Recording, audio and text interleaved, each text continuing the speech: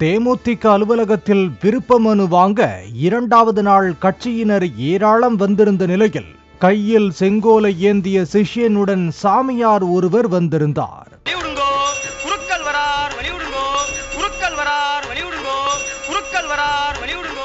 முற்றும் துறந்த சாமியார் கட்சியில் வேட்பாளராக களமிறங்க வந்துவிட்டாரோ என்ற சந்தேகத்தில் அவரை ஓரங்கட்டி விசாரித்தோம். தமிழை வளர்ப்பதாக கூறி திராவிட கட்சிகள் அழித்து விட்டதாகவும், விஜயகாந்த் தனக்கு பிடித்த ஆத்மா என்பதால் தமிழ் வளர்ச்சிக்காக பிரேமலதா விஜயகாந்தை சந்திக்க வந்ததாக தெரிவித்தார்.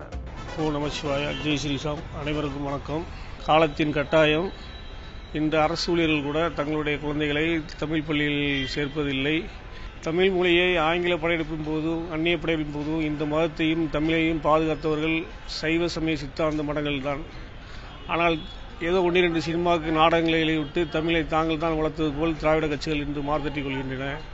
குழந்தைகள் எல்லாம் தமிழ் வார்த்தைகளை மறந்து மம்மி டாடி என்று அழைப்பதாக வேதனை தெரிவித்த சாமியார், அந்த நிலை மாற வேண்டுமானால் குழந்தைகள் திங்கள் டு வெள்ளி தேவாரம் திருவாசகம் படிக்க வேண்டும் என்று கூறினார். இன்னைக்கு மம்மி டாடின்னு தான் அதிகமாக கூடக்கூடிய சூழ்நிலைகள் இருக்கு. திங்கள் டு வெள்ளி பள்ளி காலங்கள் போக மீதி நேரங்களில் நம்முடைய மடங்களில் சேர்ந்து சைவ சித்தாந்தமான திருவெம்பாவை திருவாசகம் படிப்பதன் மூலமாக சேர்ந்து வரும் அந்த மறைத்தமிழை அடுத்த தலைமுறைகள் அழியாமல் பாதுகாக்க வேண்டியது நமக்கும் அவர்களுக்கும் மிக முக்கியமான கடமையாக இருக்கிறது. சாமியார் சீரியஸாக பேசிக் கொண்டிருந்த போது குறுக்கே வந்த கௌசிக் போல வந்த தேமுதிக தொண்டர் ஒருவர் ஓரமா போய் விளையாடுங்க என்பது போல விலகி போகச் சொன்னார். வான்மலை வளாது பீக. எக்ஸ்கியூஸ் மீ, 5 பஸ் வருமா? அதை எங்களை பிரிச்சு விட்டு தான் கேட்பியா? சுத்திட்டு வந்து கேட்க மாட்டீங்களோ? ஓகே. சாமியாரிடம் பெயர் என்ன, எங்கே இருந்து வருகிறீர்கள் என்ற கேள்விக்கு தயங்கியபடியே தூத்துக்குடி செல்வ மகராஜ் பாபாஜி என்றார்.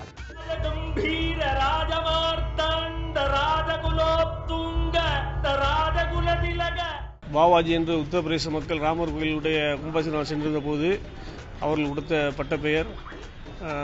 அன்போடு அழைத்தார்கள். அங்குள்ள மந்திரிகள் மேயர் சிறப்பான வரவேற்பு கொடுத்தார்கள். எனக்கு செல்வம் மகராஜ் பாபாஜி.